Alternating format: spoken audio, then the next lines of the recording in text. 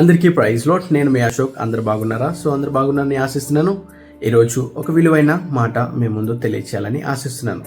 ఆ మాట ఏంటంటే, చాలామంది అంటూ ఉంటారు కదా, నేను దేవుడిని నమ్ముకున్నాను, దేవుడిని నమ్ముకున్న తర్వాత అన్నీ తీసేసాను, అన్నీ మానేశాను అని అంటూ ఉంటారు.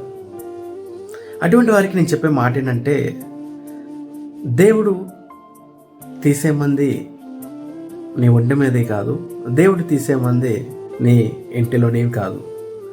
మన దేవుడు తీసే మంది మన హృదయాల్లో ఉన్న స్వార్థం, అసూయ, కోపం, క్రోధం, అదేవిధంగా పగ, ప్రతీకారం అని చాలామందికి ఉంటాయి కదండి.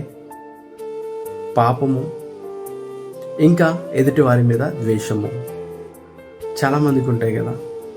దేవుడు తీసే మంది మన హృదయంలో దేవునికి ఇష్టం లేని ఏదైతే ఉంటాయో ప్రతి ఒక్కటి దేవునికి విడిచిపెట్టేసి, దేవునికి ఇష్టమైనవి ఏదైతే మన హృదయంలో ఉంటాయో అప్పుడే నిజమైన భక్తుడిగా, నిజమైన క్రైస్తవుడిగా ఈ లోకంలో నువ్వు బ్రతుకుతూ ఉంటావు.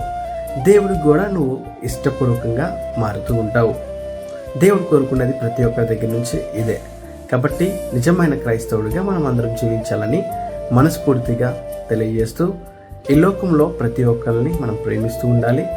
వీలైతే ప్రతి ఒక్కరికి మనం సహాయం చేస్తూ ఉండాలని మనస్ఫూర్తిగా కోరుకుంటూ నా మాటలు ముగిస్తూ ఉన్నాను. Thank you all. Praise lord.